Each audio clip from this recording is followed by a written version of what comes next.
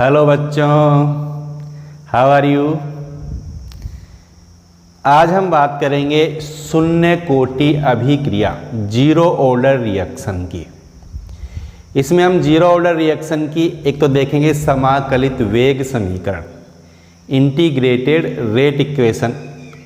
इसके अलावा देखेंगे इसका अर्ध आयु काल और इसका ग्राफिकल रिप्रेजेंटेशन करेंगे हम किसका, शून्य कोटि अभिक्रिया का। अब शून्य कोटि अभिक्रिया होती क्या है, पता है सबको। ऐसी अभिक्रिया जिसका वेग किसी भी अभिकारक की सांद्रता पर निर्भर नहीं करता है, उसे कहते हैं कौन सी अभिक्रिया, शून्य कोटि अभिक्रिया। यानी शून्य कोटि अभिक्रिया में अगर इसका वेग समीकरण लिखें वेग नियम से, तो घातांक क्या होगा सांद्रता पदों पर, जीरो। कैसे, जैसे हम देखते हैं अब। तो अब आज हम बात कर रहे हैं किसकी, शून्य कोटि अभिक्रिया।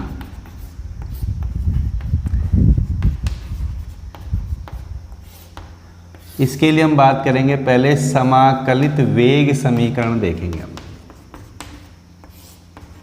तो ये हेडिंग डालेंगे समाकलित वेग समीकरण, किसके लिए, शून्य कोटि अभिक्रिया के लिए।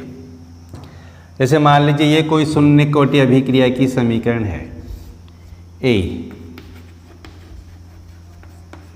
प्रोडक्ट में कन्वर्ट हो रहा है, ठीक है। अब ए से कोई प्रोडक्ट बन रहा है, ठीक है, टी बराबर जीरो समय पर, यानी शुरुआत में, प्रारंभ में मान लेते हैं अभिकारक ए के कितने मोल हैं, ए, और उत्पाद के कितने हैं, जीरो। जब अभिक्रिया शुरू नहीं हुई है, टी बराबर जीरो है समय, तो उत्पाद की सांद्रता कितनी होगी, जीरो होगी, ठीक। अब टी समय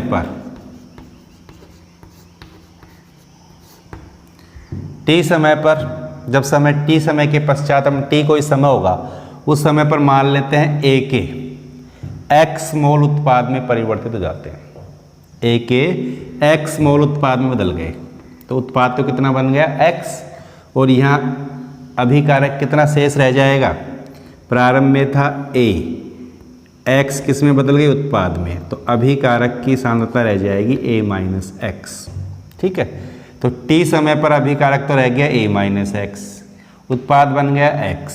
जीरो समय पर अभिकारक है ए, उत्पाद है जीरो, ठीक। अब अभिक्रिया वेग लिखते हैं हम इसके लिए, अभिक्रिया वेग लिखा था हमने, अभिकारक की सांद्रता और उत्पाद की सांद्रता से अभिक्रिया वेग क्या लिखते हैं हम, अभिकारक की सांद्रता से कैसे लिखेंगे, minus D A upon D T, ठीक, बराबर उत्पाद की सांद्रता से भी लिख सकते हैं, ठीक। यहाँ अभिकारक की सांद्रता कितनी है, ए माइनस एक्स, तो हम इसको इस तरह लिख सकते हैं, D A minus x upon D T. T समय पश्चात सांद्रता इतनी रह गई, ठीक है। और उत्पाद की सांद्रता से भी लिख सकते हैं, टी समय पश्चात उत्पाद की सांद्रता कितनी है, एक्स, तो इस तरह लिख सकते हैं D x upon D T. Clear. उत्पाद के साथ किसका चिन्ह आता है, प्लस का, अभिकारक के साथ माइनस का। तो इस तरह हम अभिक्रिया का वेग लिखते हैं, अभिकारक की सांद्रता में परिवर्तन बटा समय, यह उत्पाद की सांद्रता परिवर्तन बटा समय। अभिक्रिया वेग नियम से लिखें इसके लिए, चूंकि कैसी अभिक्रिया है ये, शून्य कोटि अभिक्रिया, और शून्य कोटि अभिक्रिया के लिए वेग नियम से अगर हम वेग लिखें तो क्या लिखेंगे, वेग नियम से, शून्य कोटि अभिक्रिया के लिए वेग नियम से हम वेग लिखें तो क्या लिखेंगे, वेग बराबर के अभिकारक ए पर घात कितनी, जीरो। शून्य कोटि अभिक्रिया है तो घात कितना आएगा, जीरो आएगा ना, पता है सबको। तो अभिक्रिया वेग हम इस तरह भी लिख सकते हैं वेग नियम के द्वारा, और अभिक्रिया वेग इस तरह भी लिखा जा सकता है, दोनों तरह से लिखते हैं हम अभिक्रिया वेग। यानी ये भी अभिक्रिया वेग है, यानी ये भी अभिक्रिया वेग है, दोनों ही अभिक्रिया वेग है। इसका मतलब हम इस तरह लिख सकते हैं, ये जो वेग है दोनों बराबर होंगे ना, इस तरह वेग निकाल दो चाहे इस तरह वेग निकाल दो, मान दो दोनों का बराबर ही आ गया। तो दोनों को हम कैसे लिख सकते हैं, dx अपॉन dt बराबर के a पर घात 0 लिख सकते हैं ना इस तरह।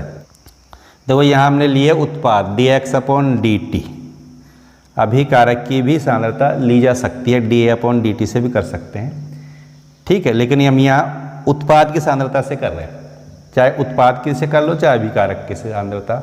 यहाँ dA अपॉन dt का भी यूज कर सकते हैं, यहाँ dx अपॉन dt का भी यूज कर सकते हैं। हम यहाँ dx अपॉन dt का यूज करके इसको आगे करते हैं। तो ये जो समीकरण है ना, इसको कहते हैं हम क्या, अवकलित वेग समीकरण। क्या कहते हैं इसको, अवकलित वेग समीकरण। ये कहलाती है अवकलित वेग समीकरण। अब इससे हम समाकलित वेग समीकरण यानी इंटीग्रेटेड रेट इक्वेशन पता लगाएंगे। कैसे, देखो a पर घात 0 का मतलब तो 1 हो ही जाएगा, यानी dx अपॉन dt बराबर यहाँ क्या आ जाएगा k। क्यों, a पर घात 0 का मतलब क्या होता है 1, a पर घात 0 है, इसका मतलब क्या हो गया 1 हो गया। तो हम यहाँ क्या लिख देंगे, dx अपॉन dt बराबर k। क्लियर।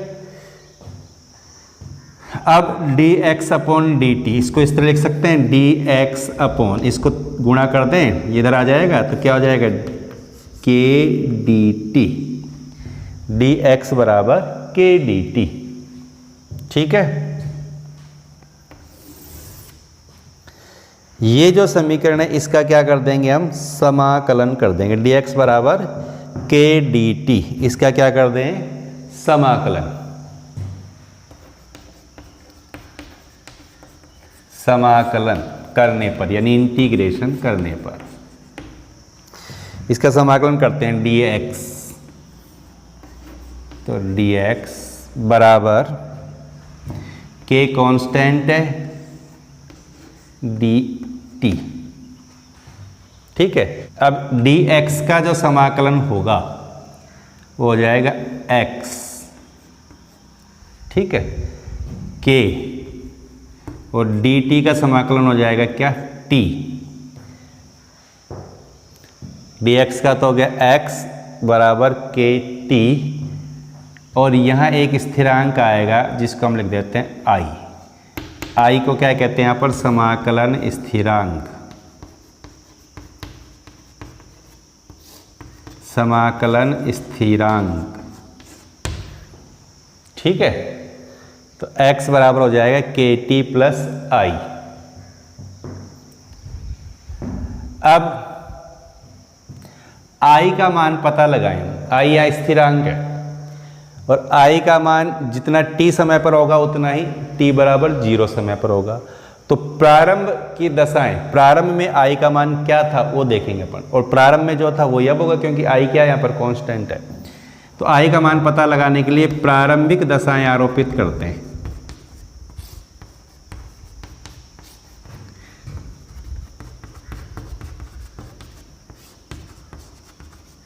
प्रारंभिक दशाएं आरोपित करने पर, प्रारंभिक दशा यानी प्रारंभ में t बराबर क्या था 0, और जब प्रारंभ में t बराबर 0 था तो x का मान कितना था 0, यानी उत्पाद कितना था 0। जब t 0 था तो उत्पाद कितना था 0। t बराबर 0 पर x की वैल्यू क्या थी 0, ठीक है।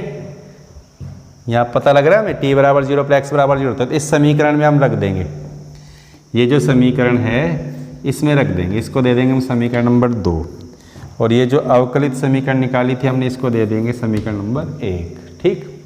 तो इस समीकरण नंबर 2 में x और t की वैल्यू रख देंगे, तो क्या हो जाएगी, समीकरण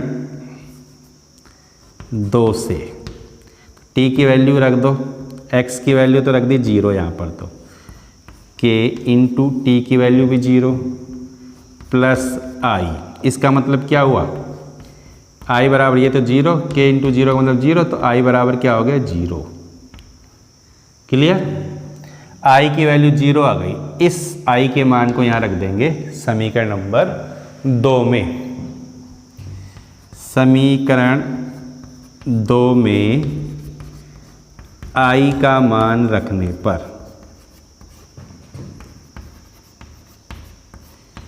समीकरण 2 में आई का मान रख दें, और आई का मान क्या है 0, तो आई का मान रख देंगे तो क्या हो जाएगा x बराबर के टी। आई की वैल्यू रख दी तो x बराबर के टी प्लस 0, तो ये x बराबर के टी आ गया। ठीक है, इसको बोलते हैं समाकलित वेग समीकरण। क्या है ये? समाकलित वेग समीकरण।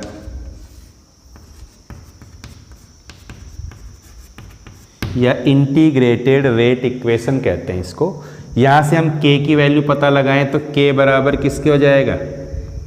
x upon T. k बराबर x अपॉन टी। ठीक है, तो यह है शून्य कोटि अभिक्रिया जीरो ऑर्डर रिएक्शन के लिए इंटीग्रेटेड रेट इक्वेशन। समझ में आ गया सबको? कोई दिक्कत नहीं है। सबसे पहले हमने क्या किया? अभिक्रिया वेग लिखा, अभिकारक की सांद्रता या उत्पाद की सांद्रता से। फिर वेग नियम से हमने अभिक्रिया वेग लिखा, शून्य कोटि के लिए घातांक 0 है, दोनों ही वेग हैं, इसका मतलब dx अपॉन dt बराबर आ जाएगा k, a पर घात 0, और a पर घात 0 का मतलब कितना होता है? 1। ठीक है, ये आ गया समझ में यहाँ तक। अब क्या किया हमने? इसका समाकलन कर दिया। समाकलन करते हैं तो dx का समाकलन तो हो गया x, k कांस्टेंट है, dt का समाकलन हो गया t प्लस i। ठीक है, i क्या है यहाँ? समाकलन स्थिरांक। तो प्रारंभिक दशाएं आरोपित करेंगे। शुरुआत में प्रारंभिक दशाएं आरोपित करके हम यहाँ i का मान पता लगाएंगे। t बराबर 0 है तो उत्पाद की सांद्रता x बराबर 0 होगी जब समय 0 है। देखा है हमने? तो समीकरण 2 में ये सारे मान क्या कर देंगे? हम रख देंगे। x की जगह 0 रख दिया, t की जगह 0 रख दिया, तो i की वैल्यू क्या आ गई? 0। i की वैल्यू को रख देंगे समीकरण नंबर 2 में, तो x बराबर आ गया kt। ठीक है, x बराबर kt यानी k बराबर x अपॉन t। इसी को कहते हैं हम शून्य कोटि अभिक्रिया के लिए समाकलित वेग समीकरण। समझ में आ गया सबको? कोई दिक्कत नहीं। यहाँ x क्या है? x क्या है? उत्पाद। x क्या है? t बराबर 0 समय पर उत्पाद की सांद्रता क्या है? x। ठीक है, तो k बराबर x अपॉन टी। अब यहाँ अभिकारक की सांद्रता के लिए भी कर सकते हैं हम इसको। अगर x की जगह हम अभिकारक की सांद्रता लिखें तो कैसे मान लेते हैं? अगर हम ये मान लें यहाँ पर कि शुरुआत में अभिकारक की सांद्रता, शुरुआत में अभिकारक की सांद्रता कितनी है? मैं यहाँ लिख देता हूँ A प्रोडक्ट। अपन इसको इस तरह भी लिख सकते हैं। शुरुआत में मान लेते हैं अभिकारक की सांद्रता है R0। ठीक है, उत्पाद है 0। t समय पर अभिकारक की सांद्रता हो गई R। कितनी हो गई? प्रारंभ में t बराबर 0 समय पर अभिकारक की सांद्रता कितनी है? R0 या R0, ऐसा मान सकते हैं हम। और t समय पर अभिकारक की सांद्रता कितनी हो गई? R। तो उत्पाद कितना हो जाएगा? भाई प्रारंभ में सांद्रता इतनी है, t समय पर इतनी हो गई, तो उत्पाद कितना बनेगा? अभिकारक की सांद्रता में जो कमी आई वही तो क्या है? उत्पाद की सांद्रता। तो अभिकारक की सांद्रता में कितनी कमी आएगी? R0 minus R। अभिकारक की सांद्रता से करें हम तो अभिकारक की प्रारंभ में सांद्रता है R0, उत्पाद कितना है? 0। t समय पश्चात अभिकारक की सांद्रता हो गई R, तो उत्पाद की सांद्रता कितनी हो जाएगी? R0 माइनस R, यानी प्रारंभिक सांद्रता और अंतिम सांद्रता का जो अंतर है वही क्या? उत्पाद की सांद्रता। जैसे प्रारंभ में अभिकारक की सांद्रता 100 थी, बाद में 50 हो गई, तो इसका मतलब उत्पाद में कितना बदल गया? 100 माइनस 50, कितना उत्पाद बनेगा? 100 माइनस 50। यही तो हुआ। ठीक है, प्रारंभ सांद्रता इतनी है, बाद में इतनी हो गई, तो उत्पाद कितना बनेगा? R0 minus R। यानी जो x है ना, x, इसकी जगह हम क्या लिख सकते हैं? अभिकारक की प्रारंभिक सांद्रता माइनस अभिकारक की अंतिम सांद्रता। इस x की जगह हम ये रख सकते हैं, x की जगह हम क्या रख सकते हैं, अभिकारक की प्रारंभिक सांद्रता माइनस अभिकारक की अंतिम सांद्रता। x की जगह ये वैल्यू रखें तो क्या आ जाएगा, अभिकारक की सांद्रता से करें हम तो क्या आएगा, देखो R0 माइनस R बराबर KT, यही आ जाएगा। x की जगह हमने रख दिया ये R0 माइनस R, अभिकारक की प्रारंभिक सांद्रता माइनस अभिकारक की अंतिम सांद्रता बराबर KT, और इन दोनों का अंतर ही तो क्या है, उत्पाद की सांद्रता। तो हम R की वैल्यू पता लगाएं तो R बराबर, ये इधर जाएगा तो क्या जाएगा, KT, इधर आएगा तो किस में आएगा, ये माइनस R0, ठीक है, और ये माइनस में। अब क्या करते हैं, इसको माइनस से गुणा कर देते हैं, तो माइनस से गुणा कर देंगे तो ये तो किस में बदल जाएगा, प्लस में, ये किस में बदल जाएगा, माइनस में, और ये किस में बदल जाएगा, प्लस में। तो ये आ जाएगी हमारे पास R बराबर माइनस KT प्लस R0, ये इक्वेशन याद रखेंगे हम, ठीक है। अगर उत्पाद की सांद्रता से देखें तो अपने पास इक्वेशन आई क्या, x बराबर KT, और अभिकारक की सांद्रता से देखें तो हमारे पास इक्वेशन क्या आई, R बराबर माइनस KT प्लस R0, यानी अभिकारक की t समय पर सांद्रता बराबर KT minus KT plus R0, यानी अभिकारक की 0 समय पर सांद्रता। ठीक है, समझ में आ गई बात। ये इंटीग्रेटेड रेट इक्वेशन है जीरो ऑर्डर रिएक्शन की, लेकिन ठीक है जब अभिकारक की सांद्रता है हमारे पास, और ये इंटीग्रेटेड रेट इक्वेशन है कब, जब उत्पाद की सांद्रता है हमारे पास। समझ में आ गया सबको। तो ये हो गई शून्य कोटि अभिक्रिया के लिए समाकलित वेग की समीकरण। अब इसके लिए हम देखेंगे अर्ध आयु काल। शून्य कोटि अभिक्रिया के लिए क्या देखें हम, अर्ध आयु काल।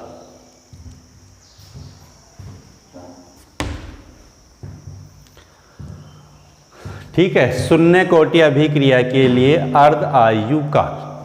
अर्ध आयु काल होता क्या है, अभिकारक की सांद्रता जिस समय पर आधी रह जाए उसे क्या कहते हैं, अर्ध आयु काल। या हम कह सकते हैं अर्ध आयु काल वह समय होता है जिस पर आधा अभिकारक यानी अभिकारक की आधी सांद्रता उत्पाद में परिवर्तित हो जाए, उसे क्या कहेंगे हम, अर्ध आयु काल। अर्ध आयु काल पर, अर्ध आयु काल पर अभिकारक की आधी सांद्रता उत्पाद में परिवर्तित हो जाती है। ठीक है, अर्धायु काल पर अभिकारक की आधी सांद्रता उत्पाद में परिवर्तित हो जाती है। आधा अभिकारक उत्पाद बदल जाता है। जैसे यह अभिक्रिया है A, प्रोडक्ट। अगर अभिकारक की प्रारंभ में सांद्रता है A मोल प्रति लीटर, ठीक है, तो T हाफ पर ये आधी शेष रह जाएगी। शुरुआत में T बराबर 0 समय पर तो है ये, और ये कितना है 0। लेकिन जब अर्ध आयु काल होगा तो अर्ध आयु काल पर, अर्ध आयु काल को हम T हाफ से व्यक्त करते हैं। T हाफ पर ये कितनी रह जाएगी, आधी। ठीक है ना, प्रारंभिक सांद्रता की आधी रह जाएगी, और ये कितना हो जाएगा, ये भी A/2। यानी अभिकारक की आधी सांद्रता किसमें बदल गई, उत्पाद में। कब, T बराबर 0 समय पर। आधी सांद्रता A की आधी कितनी होती है, A/2, तो A/2 उत्पाद बन गया, और A/2 क्या रह जाएगी, शेष। आधी शेष रह गई, आधी उत्पाद में बदल गई, उसको ही कहते हैं अपन अर्ध आयु काल। समझ में आ गई बात। ठीक है, तो शून्य कोटि के लिए अर्ध आयु काल कितना होता है, T हाफ की वैल्यू पता लगाएं। तो इसके लिए अभी हमने समाकलित वेग समीकरण देखी है। शून्य कोटि के लिए, शून्य कोटि अभिक्रिया के लिए समाकलित वेग समीकरण। क्या देखी अभी हमने, क्या देखी थी हमने, x बराबर के टी, ये देखी थी हमने, या k बराबर x अपॉन टी। हमें पता लगाना है टी हाफ, अर्ध आयुकाल। तो अर्ध आयुकाल पर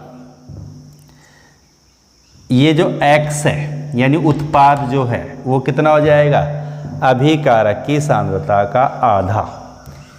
ठीक है, अर्ध आयुकाल पर टी हाफ पर x बराबर कितना हो जाएगा, ये जो x है वो कितना हो जाएगा, a/2। टी हाफ पर x बराबर कितना हो जाएगा, a/2। तो यहाँ x की जगह हम क्या रख देंगे, a/2, और t की जगह क्या हो जाएगा, टी हाफ। ठीक है, तो टी हाफ की वैल्यू पता लगाएं समीकरण से, तो टी हाफ बराबर कितना हो जाएगा, x अपॉन के, और x की वैल्यू कितनी है, a/2 के। समझ में आ गई बात। इस समीकरण से t का मान क्या होगा, k बराबर तो होता है x अपॉन टी, तो t बराबर कितना होता है, x अपॉन के। तो यहाँ पर t बराबर तो कितना हो गया, टी हाफ, t बराबर तो कितना होगा, टी हाफ अर्धायुकाल, और x क्या है, उत्पाद की सांद्रता, और उत्पाद की सांद्रता अर्धायुकाल पर कितनी होती है, अभिकारक की प्रारंभिक सांद्रता की आधी। यानी t बराबर 0 समय पर अभिकारक की सांद्रता a है, तो अर्धायुकाल पर उत्पाद की सांद्रता हो जाएगी a/2। ठीक, क्यों हो जाएगी, समझ में आ गया अपन को। तो टी हाफ बराबर हो जाएगा x की जगह a/2 के। ये आ गया अर्ध आयुकाल किसके लिए, शून्य कोटि अभिक्रिया के लिए। यहाँ देखो, इससे हमें पता लग रहा है टी हाफ समानुपाती है किसके, a क्या है, अभिकारक की प्रारंभिक सांद्रता। t बराबर 0 समय पर अभिकारक की सांद्रता है a, तो टी हाफ समानुपाती हो गया a के, क्योंकि k तो कांस्टेंट है, तो 2k तो हो गया कांस्टेंट, तो टी हाफ समानुपाती हो गया a के। यानी अभिकारक की प्रारंभिक सांद्रता के समानुपाती होता है कौन, शून्य कोटि अभिक्रिया का अर्धायुकाल। शून्य कोटि अभिक्रिया का अर्धायुकाल अभिकारक की प्रारंभिक सांद्रता के समानुपाती होता है। क्लियर, समझ में आ गई बात, कोई दिक्कत नहीं है। यानी प्रारंभिक सांद्रता पर निर्भर करता है शून्य कोटि अभिक्रिया का अर्धायुकाल। प्रारंभिक सांद्रता ज़्यादा है तो अर्धायुकाल ज़्यादा होगा, सांद्रता कम हो जाएगी तो अर्धायुकाल भी कम हो जाएगा। ठीक, अब शून्य कोटि अभिक्रिया का हम ग्राफिकल रिप्रेजेंटेशन देखेंगे, अपन ग्राफ के द्वारा निरूपित करेंगे। शून्य कोटि अभिक्रिया के लिए हम अलग अलग तरह के ग्राफ देखेंगे।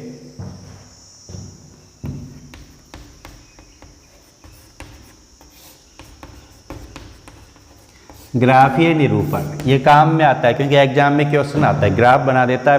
ग्राफ की सहायता से हमें पहचानना होता है कि ये किस कोटि की अभिक्रिया है। अलग अलग कोटि की अभिक्रियाओं के लिए अलग अलग तरह के ग्राफ आएंगे, तो शून्य कोटि के लिए किस तरह के ग्राफ आएंगे वो देखेंगे हम। ठीक है, तो पहले हम देखेंगे इसकी समाकलित समीकरण जो हमने लिखी है, पहले वो देखते हैं, उससे हम ग्राफ खींचेंगे। समाकलित वेग समीकरण क्या लिखी हमने, शून्य कोटि अभिक्रिया के लिए क्या आई थी, उत्पाद की सांद्रता से तो क्या आई थी, x बराबर kT, और अभिकारक की सांद्रता से क्या आई थी, देखो r बराबर -kT प्लस r0। ठीक है, अभिकारक की अंतिम सांद्रता -kT प्लस अभिकारक की प्रारंभिक सांद्रता। ठीक है, समझ में आ गया। इसका अर्धायुकाल देखा था हमने, टी हाफ बराबर a/2k, या a की जगह हम यहाँ प्रारंभिक सांद्रता a है, r0 भी लिख सकते हैं, r0/2k। क्लियर, तो ये समीकरण हमें याद होनी चाहिए। इन तीनों से हम ग्राफ खींच सकते हैं। अब सबसे पहले हम ग्राफ खींचते हैं किसमें, x और t के बीच में, x और t के बीच में ग्राफ खींचते हैं। ठीक है, x और t, देखो x बराबर kT, ये समीकरण क्या हो गई, y बराबर एम एक्स टाइप की समीकरण हो गई, y बराबर एम एक्स, यानी सीधी रेखा आएगी, सरल रेखा आएगी, यानी y अक्ष पर तो क्या है, y अक्ष पर तो क्या ले लेंगे हम, x उत्पाद की सांद्रता, x अक्ष पर क्या ले लेंगे, t यानी टाइम समय। ठीक है, तो इसके लिए जो ग्राफ आएगा इस तरह का आएगा, एक सीधी रेखा आएगी और इसका ढाल यानी स्लोप किसके बराबर आएगा, k के। स्लोप क्या हो गया, k, स्लोप का मतलब होता है ढाल, तो ढाल बराबर किसके हो गया, k के। y बराबर एम एक्स टाइप की समीकरण है, y अक्ष पर तो आ गया ये उत्पाद की सांद्रता, x अक्ष पर आ गया t क्या, टाइम, और ये जो m है ये दर्शाता है किसको, ढाल को, स्लोप को, और स्लोप बराबर किस में है इसके, k के, तो स्लोप आ गया k के बराबर। क्लियर। अब इस समीकरण से खींचे हम, देखो r और किसके बीच में खींचेंगे, r और t के बीच में खींचेंगे, यहाँ पर हम r और t के बीच में ग्राफ खींचते हैं। यहाँ ले लेते हैं r क्या है, अभिकारक की सांद्रता, t क्या है, समय। अब देखो ये जो समीकरण है r बराबर माइनस के टी प्लस आर नॉट, ये कैसी समीकरण, ये भी एक सरल रेखा समीकरण है, और ये सरल रेखा समीकरण देखो ये तो है y, ये है एम एक्स और ये है c, y बराबर m x plus c type की इक्वेशन है नहीं है, तो y अक्ष पर तो क्या आ गया, r, ठीक है, और x अक्ष पर कौन आ गया, t, m क्या है, किसको दर्शाता है, m स्लोप को, तो स्लोप किसके बराबर होगा, माइनस के। ठीक है, माइनस के यानी यह नेगेटिव है, तो स्लोप नेगेटिव आएगा, यहाँ पर स्लोप नेगेटिव आएगा, मतलब यहाँ से शुरू होगा, नीचे की तरफ आएगा स्लोप इस तरह। ठीक, और आर नोट ये जो प्लस में है ये दर्शाता है किसको, इंटरसेप्ट को। इंटरसेप्ट का मतलब क्या होता है कि जहाँ पर ये y अक्ष को काटता है, तो y अक्ष को कहाँ पर काटेगा, ये r नोट पर, यानी यहाँ r नोट ये है अभिकारक की प्रारंभिक सांद्रता। ठीक है, अभिकारक की प्रारंभिक सांद्रता, टाइम के साथ सांद्रता में क्या आती जा रही है, कमी। अभिकारक की प्रारंभिक सांद्रता ये है, वक्र खींच रहे हैं हम, तो जैसे जैसे समय बढ़ेगा सांद्रता क्या आती जाएगी, घटती जाएगी, इस तरह का वक्र आता है, ग्राफ आता है, और इसका जो ढाल है वो नेगेटिव है, और किसके बराबर है, माइनस के। ढाल बराबर क्या होता है, ढाल बराबर होता है टेन थीटा। ठीक है, और ये बराबर किसके है, माइनस के। किसके बराबर है ये, माइनस के। समझ में आ गई बात, देखो रटना नहीं है, ये इक्वेशन हमें याद है, हमारे पास हमने देखा है ये जो समीकरण है वो किसके बराबर है, y बराबर है एम एक्स प्लस सी, ये एक सरल रेखा समीकरण के समान है, और जो y अक्ष पर है वो तो है r, x अक्ष पर क्या लेंगे, t।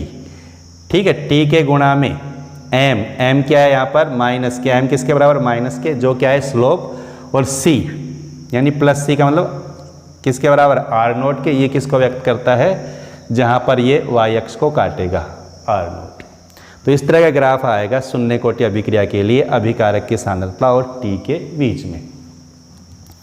और देखिए हम इस इक्वेशन से देखें t हाफ और a के बीच में, या t हाफ और r नोट, a और r नोट का मतलब एक ही है, यहाँ कन्फ्यूज होने की जरूरत नहीं है। यहाँ a का मतलब है अभिकारक की प्रारंभिक सांद्रता को a से मान लिया, यहाँ अभिकारक की प्रारंभिक सांद्रता को r नोट से, क्योंकि कुछ बुक्स में इसको इससे इस तरह लिखा गया है, कुछ में इस तरह लिखा गया है, तो कोई दिक्कत नहीं उससे। तो इसके लिए हम ग्राफ खींचें t हाफ अर्धायु काल t हाफ। ठीक है, ये भी किस तरह की इक्वेशन हो गई, एक ये हो गया y एम एक्स, ये भी y बराबर एम एक्स टाइप की इक्वेशन है। y तो क्या है, t हाफ, x अक्ष पर क्या लेंगे, a, x अक्ष पर क्या लेंगे, a, या r नोट ले लेंगे। ठीक है, और ये क्या बच गया, 1/2k, ये क्या हो गया इसका स्लोप। तो t हाफ और r नोट के बीच में, या t हाफ और a के बीच में जो ग्राफ आएगा वो इस तरह का आएगा, सीधी रेखा आएगी। इस समीकरण से पता चल रहा है हमको t हाफ बराबर एम एक्स टाइप की इक्वेशन है, तो t हाफ तो ले लिया y अक्ष पर, ठीक, ए या आर नोट ले लिया कौन से अक्ष पर, एक्स अक्ष पर, ठीक। तो अब इसका स्लोप क्या हो जाएगा, ढाल क्या हो जाएगा बताओ, ढाल बराबर हो जाएगा 1/2k। किसके बराबर हो जाएगा ढाल, 1/2k। x तो हो गया क्या, आर नोट, यहाँ हमने आर नोट लिखा था, x तो हो गया आर नोट।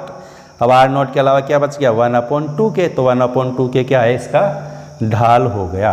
क्लियर, समझ में आ गए तीनों ग्राफ, कोई दिक्कत नहीं है। अब जीरो ऑर्डर रिएक्शन के लिए वेग और सांद्रता के बीच में वक्र खींचते हैं।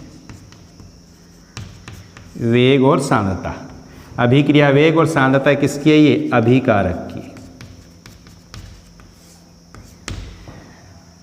ठीक। हमने क्या पढ़ा है, शून्य कोटि अभिक्रिया क्या होती है, वह शून्य कोटि अभिक्रिया का वेग अभिकारक की सांद्रता पर निर्भर नहीं करता है। सांद्रता में क्या है, कितना भी परिवर्तन कर दे अभिक्रिया का वेग स्थिर रहता है। शून्य कोटि अभिक्रिया का वेग अभिकारक की सांद्रता पर निर्भर नहीं करता है।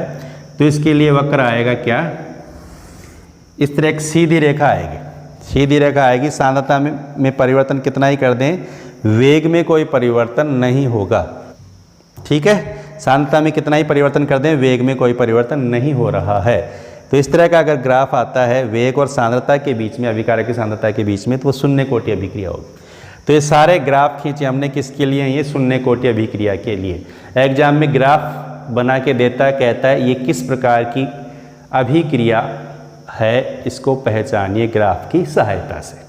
तो समझ में आ गया होगा। शून्य कोटि अभिक्रिया के लिए समाकलित वेग समीकरण, शून्य कोटि अभिक्रिया का अर्धायुकाल और शून्य कोटि अभिक्रिया का ग्राफिकल रिप्रेजेंटेशन देखा।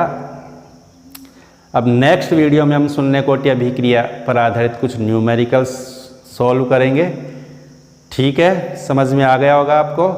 पढ़ते रहिए, आगे बढ़ते रहिए, ध्यान से देखना है, नोट करना है। चैनल को सब्सक्राइब नहीं किया तो सब्सक्राइब करना है और जाते जाते चैनल को लाइक अवश्य करना है।